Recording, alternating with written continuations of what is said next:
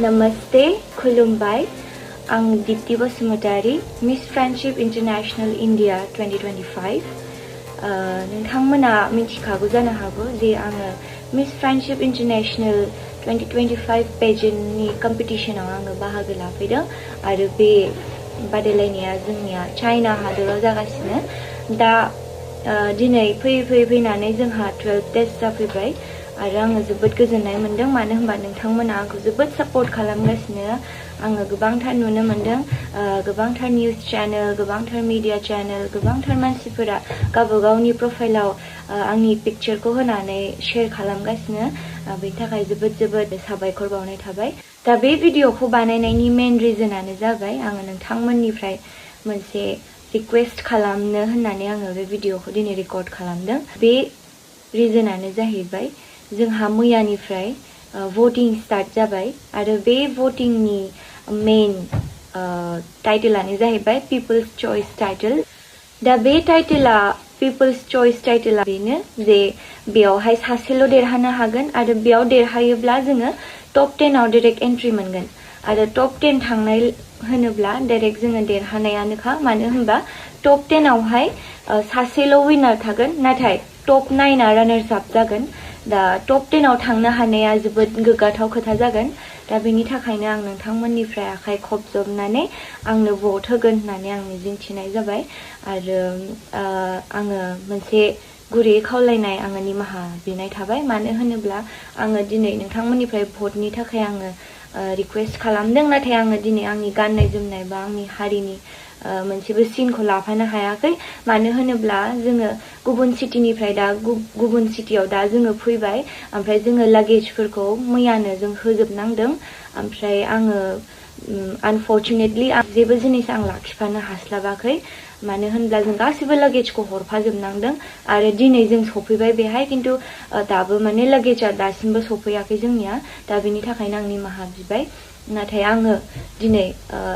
आङो सासे गामिनि बर' फिसा जानानै बर' बिमानि फिसा जानानै बड'लेण्डआव जोनोम मोननानै आङो बड'लेण्डखौ आंनि आसामखौ आंनि भारतखौ आङो बेयावहाय आङो दिन्थिफैनो थाखाय खाबु मोनदों गोबांथार मुलुगनाङारि आइजोफोरनि गेजेराव सासे आंबो इण्डियानि जानानै फैनो हादों दा बेनि थाखायनो आङो हानायखिनिखौ आंनि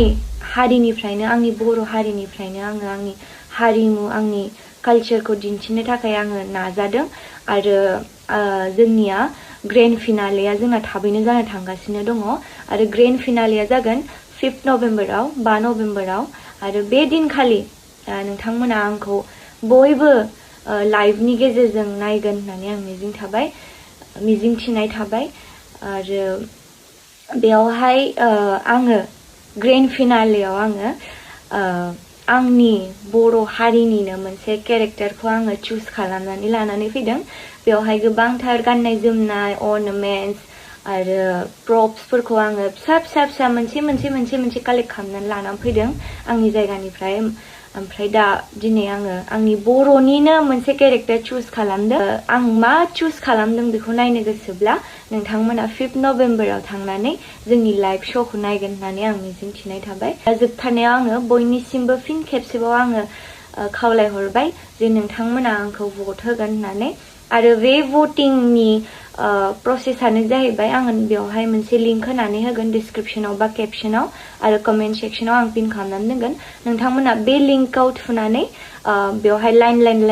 माने फैगोन गासैनिबो प्रफाइला नोंथांमोना स्वाइप आप खालामनानै आंनि प्रफाइलखौ नागिरनानै मोनसे भट बाटन दङ बे भट बाटनाव थुनानै जाहाथे नोंथांमोना बेवहाय थुनानै भटखौ हरगोन होननानै आं मिजिंथिनाय थाबाय जा हायो नोंथांमोना एसे भट होयोब्ला आङो जानो हागौ आङो बे भटआव देरहानानै जानो हागौ आं टप 10 आव थांनोबो हागौ बेनि थाखायनो नोंथांमोनखौ खावलायनाय थाबाय आरो जायफोरा बे भिडिअखौ नुनानै उनाव शेयर खालामगोन नोंथांमोना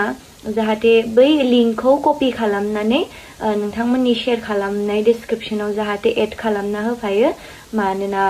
जुदि सोरबाया नुफैयोब्ला जाहाथे नोंथांमोननि भिडिअखौ नायनानै लिंकआव थुनानै जाहाथे भट हरनो हायो आङो